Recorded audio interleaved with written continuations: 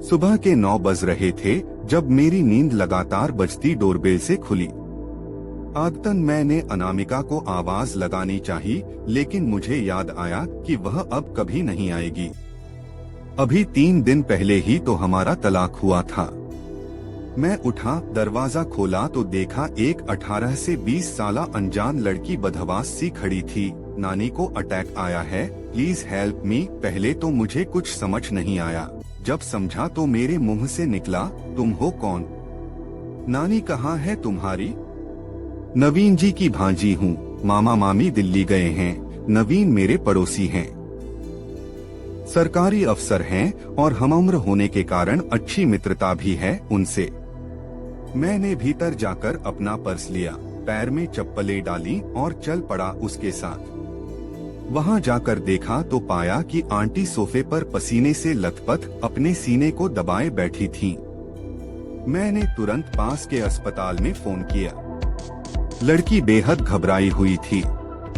मैंने उसे सांत्वना देते हुए कहा, चिंता मत करो, अभी एम्बुलेंस आ रही है। अस्पताल पहुंचते ही उनका ट्रीटमेंट शुरू हो गया। फिर मैंने लड़की से पूछा कि नवीन को फोन किया, तो उसने बताया कि बात हो गई है। मामा मामी अभी वापस रवाना हो रहे हैं। मैंने अंदाज लगाया कि दिल्ली से जयपुर बाई रोड 4 से 5 घंटे तो लग ही जाएंगे। इसी बीच डॉक्टर ने आकर बताया कि चिंता की बात नहीं है, माइल्ड अटैक है, अब वे ठीक हैं। कुछ दवाएं, रजिस्ट्रेशन इत्यादि काम मैंने निपटा दिए थे। तभी आईसीयू से एक नर्स आकर बोली, श्रेया से उसकी नानी मिलना चाहती है। लड़की यानी श्रेया अंदर गई और 20 मिनट के बाद लौटी तो शांत व आश्वस्त लग रही थी।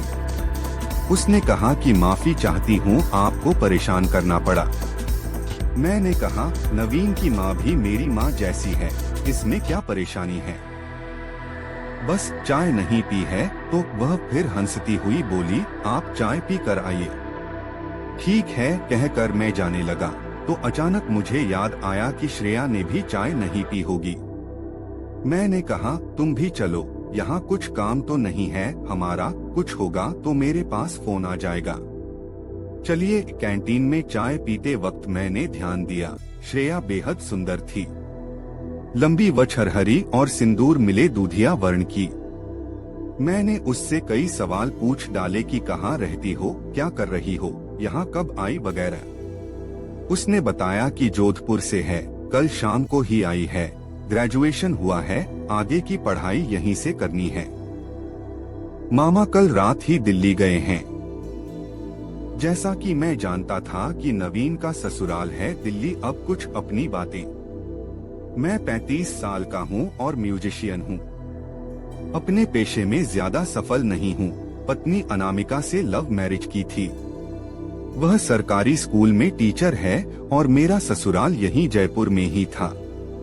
वह चाहती थी कि मैं म्यूजिक को छोड़ कुछ काम धंधा करूं। वह बच्चा भी चाहती थी और इन्हीं 2 बातों को लेकर झगड़े होते रहते थे। अपने भीतर मैं समझता था कि वह सही है, लेकिन अपना पैशन और अपना मेल ईगो छोड़ते नहीं बना। खैर, इसी बीच श्रेया ने कहा कि वह 10 मिनट में आती है, तो लगा कि वॉशरूम गई होगी। मुझे सिगरेट की तलब उठ रही थी। मैं अस्पताल से बाहर चला आया। वहां बाहर ही एक दुकान से मैंने सिगरेट ली और उसी के पीछे चला गया पीने। वहां मैंने देखा कि श्रेया खड़ी सिगरेट पी रही है। मुझे देखकर वह एक बारगी सतपका गई, लेकिन मुस्कुराते हुए बोली, मामा को मत बताना। मैंने पूछ लिया, कौन सा ब्रांड पीती हो? रूटीन में पीती हो। मैं जानता हूँ कि यह एक गंदी लत है, मगर चाह कर भी इसे छोड़ नहीं पा रहा था। कह सकते हैं कि सिगरेट ने मुझे अपनी गिरफ्त में ले लिया था। यह भी सही है कि सिगरेट की लत पहले फैशन में लोग करते हैं और फिर यह एक गंदी लत बन जाती है, यह जानते हुए कि यह स्वास्थ्य के लिए नुकसानदेह है। खैर, वह बोली, हाँ, कोई सी भी ब्रांड पी लेती हूँ। सिगरेट खत्म कर हम अस्पताल गए। करीब 2 घंटे बाद नवीन और उसकी पत्नी पहुँच गए और मैं और श्रेया घर लौट आए।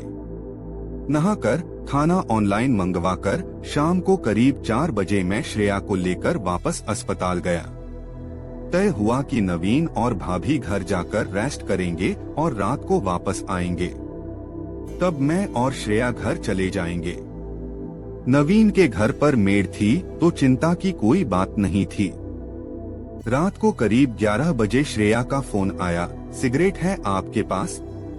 लेकर छत पर आओ, उसने अधिकारपूर्ण स्वर में कहा। नवीन और मेरे घर की छतों की मुंडेर एक ही थी। अपनी छत की दीवार कूदकर मैं गया तो वह छत पर बिछे एक बिस्तर पर बैठी थी। सिगरेट पीते पीते उसने मुझसे बेशुमार सवाल कर डाले, बीवी कहाँ है? मामी बता रही थी कि लव मैरिज की है। प्यार कैसे हुआ? शादी कैसे की? तुम्हारे शौक क्या क्या हैं? मैंने बिना लागलपेट के सब कह सुनाया। यह भी कि अनामिका से पहले भी मेरी कई आशनाएं थी और यह भी कि मेरा उससे तलाक हो गया है। बस यह बात यहाँ किसी को पता नहीं है। अब सवाल करने की मेरी बारी थी। मैंने पहले पढ़ाई से संबंधित सवाल पूछे, फिर उसकी हॉबीज के बारे में जाना, परिवार के बारे में जाना। अचानक से मैंने पूछा, कोई बॉयफ्रेंड नहीं है? उसने जवाब दिया, अभी तो नहीं पर कई रह चुके। किसी को मैंने छोड़ दिया, किसी ने मुझे। चलता रहता है। तुमको बनना है? मैं सीधा प्रश्न सुनकर हड़बड़ा गया। मैंने उसके चेहरे की ओर देखते हुए कुछ जवाब देना चाहा तो देखा वह हंस रही थी। मुझे यह तो नहीं पता कि वह क्या सोच रही थी, लेकिन कयास मेरा यही था कि वह मुझसे मजाक कर रही थी। आखिर थी ही वह इतनी जीवंत और स्वच्छंद। इसी तरह सिगरेट और बातें। कब रात गुजर गई पता ही नहीं चला। सुबह जब सूरज अपने पर निकालने की तैयारी में था तो उसने मुझे कहा, जाओ कुछ देर सो भी लो। अस्पताल चलोगे? मैं स्वीकृति देते कहते हुए अपनी छत की तरफ का रुख किया। वह भी उठकर नीचे जाने लगी। जाते जाते रुकी और बोली, थैंक यू, यह रात बड़ी शानदार थी। अगले दिन मैं 11 बजे सोकर उठा, चाय बनाकर पी और तैयार होकर नवीन के घर गया तो भाभी घर पर थीं। उन्होंने बताया कि नवीन अस्पताल ही है और श्रेया गई थी तभी मैं घर आई हूँ। मैं भी अस्पताल निकल पड़ा और नवीन को मैंने जबरदस्ती घर भेज दिया। नवीन ने बताया कि कल छुट्टी मिल जाएगी मम्मी को। सुनकर अच्छा लगा। मैं और श्रेया रात को 8 बजे अस्पताल से आए। रास्ते में वह मुझसे कह रही थी कि आज वह जल्दी सोएगी, थकान हो रही है। मुझे भी थकान हो रही थी तो मैं घर जाते ही सो गया। रात को करीब 11 बजे अचानक से मेरी आंखें खुली। उस वक्त न जाने क्यों मुझे अनामिका की याद आई। अकेलेपन के भयावह एहसास ने मुझे जकड़ लिया। सीना भारी होने लगा, मुझे घुटन होने लगी। अनायास ही मैंने मोबाइल उठाया और श्रेया को व्हाट्सएप पर मैसेज किया, सो गई क्या? 2 मिनट बाद ही उसका जवाब आया, नहीं, बस सोने जा रही थी। तुम नहीं सोए? सो गया था। बेचैनी से आंखें खुल गईं। क्यों, क्या हुआ? परेशान हो? नहीं, परेशान तो नहीं, बस अकेला सा महसूस कर रहा हूँ। मैं समझती हूँ, चिंता मत करो, सब सही हो जाएगा। अचानक से मेरे मन में जाने क्या आया। मैंने उससे कहा, I need a hug and किस यू। उधर से कोई जवाब नहीं आया, जबकि उसने मैसेज देख लिया था। मैंने इंतजार किया और मुझे घबराहट होने लगी कि कहीं उसकी बेबाकी को मैंने गलत समझ लिया और उसने नवीन को अगर यह सब कह दिया तो इसके आगे मैं सोच नहीं पाया।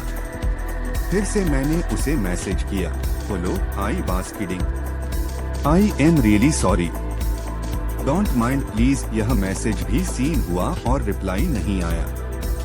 मेरे दिल में गुड़गुड़ होने लगी। नींद तो पहले ही गायब हो गई थी। आधे घंटे बाद उसका मैसेज आया, छत पर आओ। मैं डरते झिझकते छत पर गया। वह सिगरेट पी रही थी। उसने इशारे से कहा कि इधर आ जाओ। मैं दीवार कूदकर उसके पास गया। उसने सिगरेट फेंकी, अपना चेहरा जरा सा उठाया और बाहें फैला दी। मैंने उसे अपने आलिंगन में लिया। मैंने उसके होठों पर होंठ रख दिए। उसको उसी तरह पकड़े मैंने नीचे बिछे बिस्तर पर लिटा दिया।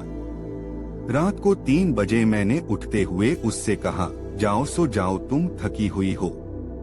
वह उठी, अपने कपड़े ठीक किए और जाते जाते उसने पलटकर मुझे देखा और बाय बोलकर नीचे चली गई। अगली सुबह मैं 12 बजे सोकर उठा था। नवीन का फोन आया हुआ था। बात की तो पता चला कि आंटी को अस्पताल से डिस्चार्ज कर दिया था और वे लोग घर आ गए थे। मुझे बीती रात याद आई तो चेहरे पर मुस्कान आ गई। श्रेया के बारे में सोचते सोचते ही तैयार होकर नवीन के घर गया। श्रेया ने मुझसे आंखें भी न मिलाई। मैं थोड़ा हैरान हुआ, थोड़ा परेशान। वापस घर आकर उसे फोन किया तो बिजी टोन सुनाई दी। कई बार फोन करने के बाद समझ आया कि उसने मेरा नंबर ब्लैक लिस्ट में डाल दिया है। ऐसा ही व्हाट्सएप में था। मुझे लगा कि यह क्या हुआ, क्या मैंने जबरदस्ती कुछ किया था। अचानक मुझे लगा कि मैं उससे बेहद प्यार करने लगा हूँ और उसके बिना रह नहीं पाऊंगा। हर दिन मेरी बेचैनी बढ़ने लगी और उससे बात करने के लिए मैं रोज आंटी की तबीयत पूछने के बहाने नवीन के घर जाता रहा। पूरी शाम और रात छत पर घूमता था, लेकिन वह नजर नहीं आती। मेरा हाल दीवानों सा हो गया था। आखिर एक दिन मुझे वह सुपरमार्केट में मिल गई। मैंने उसका रास्ता रोक लिया, उसका हाथ कसकर जकड़ लिया। तुम मुझे अवॉइड क्यों कर रही हो? ऐसा क्यों कर रही हो तुम मेरे साथ? तुम्हारी हिम्मत कैसे हुई मेरा हाथ पकड़ने की? हो कौन तुम? मैं तुमको जानती तक नहीं। गुस्से से तमतमाते हुए उसने कहा तो मैं आश्चर्य से अधिक रुआसा हो गया। यह क्या कह रही हो तुम श्रेया? ऐसा मत कहो, मैं तुमसे प्यार करता हूँ, तुम्हारे बिना मैं रह नहीं पाऊंगा, प्लीज। मैं लगभग रोने लगा था। मैंने एक पल के लिए उसके चेहरे पर करुणा देखी। लगा वह अभी रो देगी और मेरे सीने से आ लगेगी, लेकिन अगले ही पल उसका चेहरा पत्थर सा सपाट हो गया। उसने शांत और स्थिर स्वर में कहा, तुमने मुझे प्यार नहीं किया रोहित। मैंने प्यार नहीं किया। हाँ, तुमने प्यार नहीं किया। प्यार शीतल होता है, तुम प्यासे हो। प्यार तृप्त होता है, तुम अतृप्त हो। प्यार पूरा होता है, तुम अधूरे हो। यह सब तुम क्या कह रही हो? क्यों कह रही हो? मुझे कुछ समझ नहीं आ रहा। हमने बहुत प्यारे लम्हे साथ बिताए हैं। हमने अपना सब कुछ शेयर किया है। हमने सिर्फ 2 ही रातें साथ बिताई है रोहित। पहली रात मुझे तुमसे प्यार होने लगा था। बहुत प्यारे लगे थे तुम, बिल्कुल वैसे ही जिसके साथ मैं सहज रह सकूं, जिसको बता सकूं कि मेरा हर राज, हर दुख, हर सपना। लेकिन तुमने जो कुछ मुझे दिया वह सब अगली ही रात वापस ले लिया, यानी हिसाब बराबर। मैं थके पांव वापस घर आकर बिस्तर पर निढाल लेट गया। सच तो कह रही थी वह। मुझे खुद पर गुस्सा आ रहा था और इस सिगरेट की गंदी लत पर भी। मैं उठा और सिगरेट के डब्बे को डस्टबिन में फेंक दिया। लेखक सूरज नाहट।